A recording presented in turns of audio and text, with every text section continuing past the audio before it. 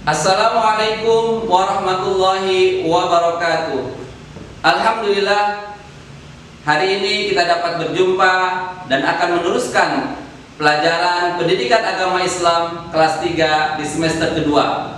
Adapun judul pelajaran di semester kedua akan dimulai dengan belajar Al-Quran surat Al-Kautsar. Sebelum saya menjelaskan tentang isi pokok daripada surat Al-Kautsar, ada baiknya mari kita sama-sama belajar membaca surat Al-Kautsar. Perhatikan bacaan yang akan saya contohkan berikut ini. A'udzu billahi minasy syaithanir rajim. Bismillahirrahmanirrahim. Inna a'tainakal kautsar fasalli li rabbika wanhar inna syani'aka huwal abtar. Untuk lebih jelas lagi, saya akan membacakan kembali atau mengulangi bacaan surat Al-Kautsar untuk dapat diperhatikan lebih seksama supaya kita dapat mendapatkan bacaan yang terbaik, bacaan yang lebih fasih lagi. Inna a'tainakal kautsar fasalli li rabbika wanhar inna syani'aka huwal abtar. Setelah kita membaca surat Al-Kautsar dari ayat 1 sampai 3, ada baiknya kita juga mengetahui hukum bacaan yang ada dalam surat Al-Kautsar. Terdapat banyak hukum bacaan di dalam surat Al-Kautsar. Di antaranya adalah ada bacaan mad, ada bacaan ada juga bacaan idhar dan juga qalqalah, dan ada satu lagi yaitu tentang bacaan tafkhim. Pada kesempatan ini saya akan memfokuskan untuk membahas tentang hukum bacaan tafkhim. Untuk itu perhatikanlah setiap akhir ayat dalam surat Al-Kautsar ini. Saya ambil contoh pada ayat pertama, Kautsar. Pada ayat pertama surat Al-Kautsar ini, kalau diperhatikan, huruf ro itu adalah huruf terakhir daripada ayat surat Al-Kautsar ini, dan ro ini disukunkan karena waqaf. Dan cara membaca huruf ro ini adalah dengan tebal. Kautsar. Kenapa dibaca tebal? Karena huruf ro ini diwakafkan yang sebelumnya ada huruf berharokat fathah. Yang kedua, pada lafaz wanhar, di ayat kedua ini ada huruf ro yang sukun, dan huruf sebelumnya yaitu huruf ha juga berharokat fathah. Oleh karena itu, pada bacaan surat Al-Kautsar ayat kedua ini pun harus dibaca dengan tebal atau tafkhim, wanhar. Dan yang terakhir yang terdapat dalam surat Al-Kautsar ayat ketiga, yaitu ada huruf ro yang berada di akhir ayat surat Al-Kautsar ayat ketiga diwakafkan, yang huruf sebelumnya itu tak berharokat fathah, maka ini pun harus dibaca tebal atau tafkhim, abtar. Cara membaca bacaan tafkhim atau bacaan tebal adalah dengan memajukan mulut kita atau bibir kita supaya menandakan bahwa itu bacaan tebal. Saya ulangi lagi cara membacanya. Kautsar, wanhar, abtar. Itulah cara membaca hukum bacaan tafkhim.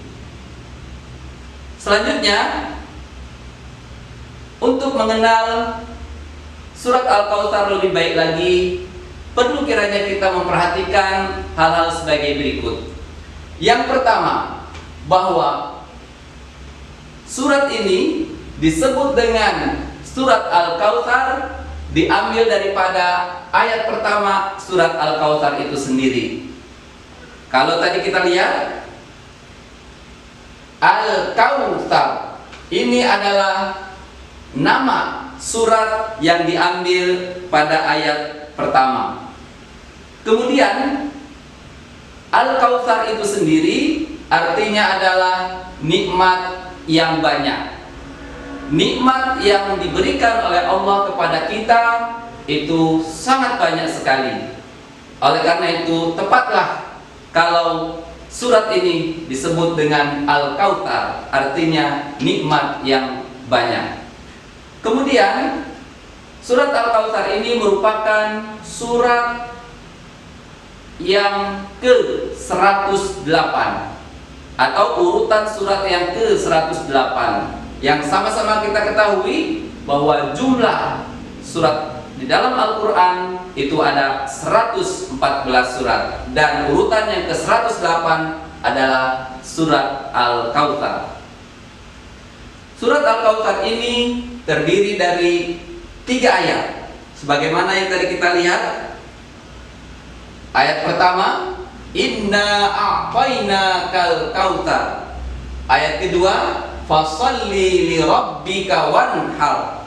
Ayat ketiga, Inna syani'aka huwal abtar. Itulah jumlah dari surat Al-Kautsar, ada 3 ayat. Kemudian surat Al-Kautsar ini tergolong daripada golongan surat Makkiyah, artinya surat yang turun sebelum Nabi Muhammad SAW hijrah ke Madinah.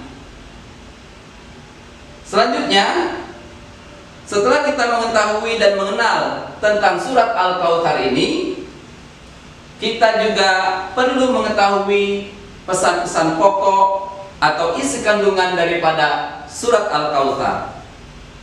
Pada ayat pertama surat Al-Kautsar, Inna a'tainakal kautsar, artinya sesungguhnya kami telah memberikan kepadamu nikmat yang banyak. Apa maknanya? Maksudnya bahwa Allah Subhanahu wa taala telah memberikan banyak nikmat kepada Nabi Muhammad sallallahu alaihi wasallam dan juga kepada umat Islam, baik ketika di dunia maupun kelak di akhirat. Oleh karena itu, karena begitu banyaknya nikmat yang Allah berikan kepada kita, kita tidak akan mampu menghitung jumlah daripada nikmat yang telah Allah berikan kepada kita. Allah berfirman dalam Al-Quran, A'udzubillahi minasyaitonir rajim, wa in ta'uddu ni'matallahi la tuhsuha.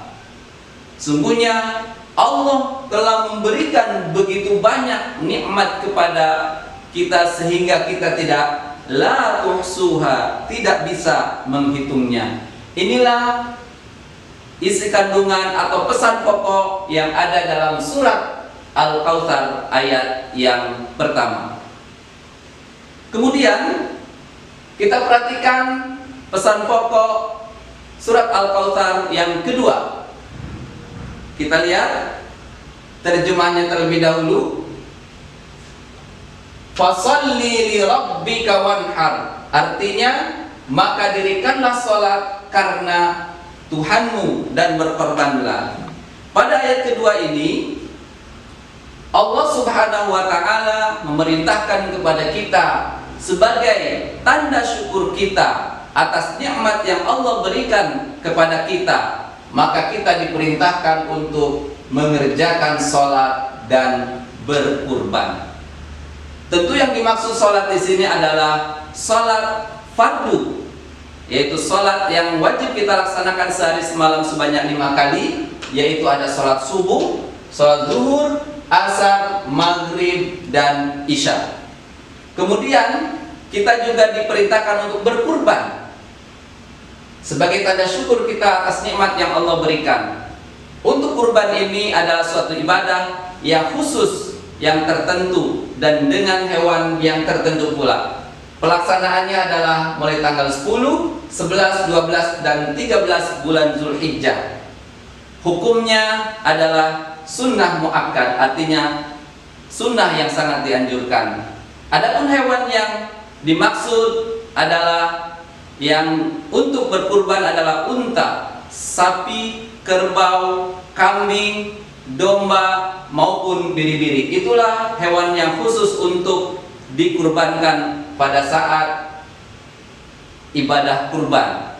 Dan yang terakhir, ayat ketiga, bahwasanya Allah Subhanahu wa taala berfirman dalam Al-Qur'an surat Al-Kautsar, "Inna syani'aka huwal abtar." Artinya sesungguhnya orang-orang yang membenci kamu dialah yang terputus. Apa maksudnya terputus di dalam ayat ketiga ini? Bahwasanya Allah Subhanahu wa taala memperingatkan kepada Nabi Muhammad SAW untuk tidak bersedih, untuk tidak terpengaruh terhadap orang-orang yang membenci kepadanya. Karena apa? Orang yang membenci Nabi Muhammad beserta orang-orang yang beriman kepada Allah, sesungguhnya mereka adalah orang-orang kafir, orang-orang yang terputus daripada kasih sayang Allah Subhanahu wa taala. Oleh karena itu, mari jadikan surat Al-Kautsar ini pedoman kita dengan kita membiasakan baca surat Al-Kautsar dan juga mengamalkan isi kandungan daripada surat Al-Kautsar ini. Terima kasih dan saya akhiri, wabillahi taufik wal hidayah. Wassalamualaikum warahmatullahi wabarakatuh.